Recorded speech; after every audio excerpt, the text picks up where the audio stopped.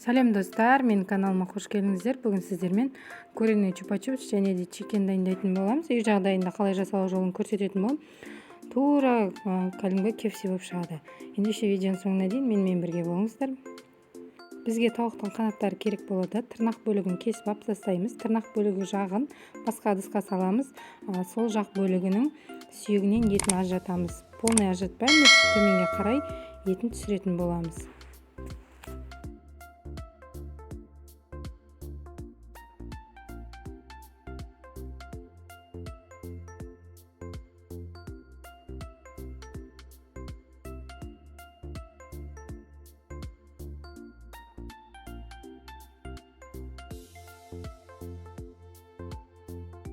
Барлығын түсіріп болдық.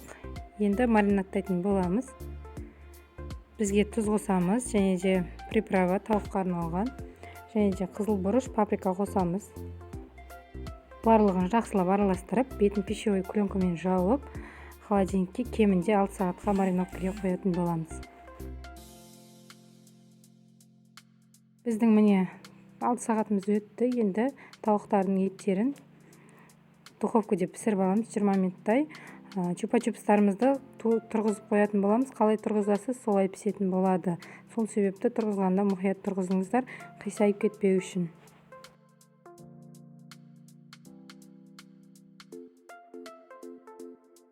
Біздің еттеріміз пісті. Енді алдымен жұмыртқаға, сосын ұнға батырамыз.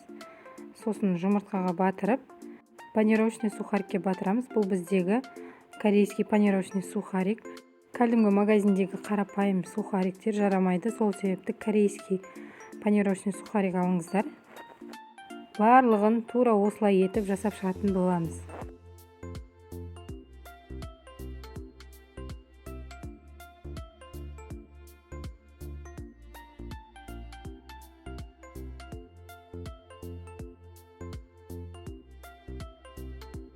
Міне біз бәрін дайындап алдық. Енді орташа отта қызып тұрған майда қуыратын боламыз.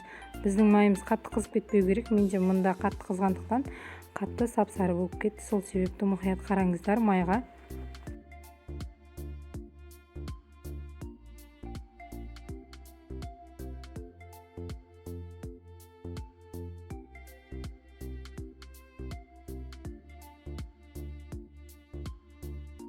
Міне барлығын қуырып алдық. Енді ыдысымызға жайғастыратын боламыз.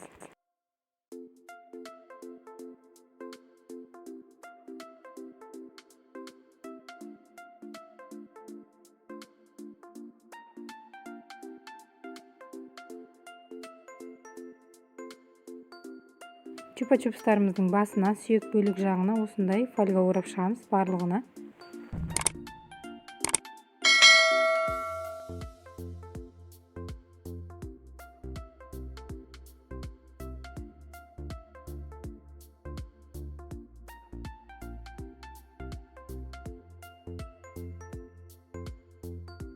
Барлығын қойып болдым. Енді ортасына кетчупты жайғастырамыз.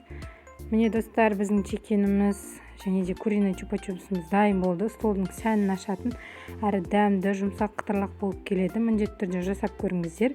Егер видео ұнаған болса, каналыма жазылып, қоңыраушаны басып қойыңыздар. Алда көптеген тегін рецепттерді салатын боламын. Сіздермен болған Айгерім.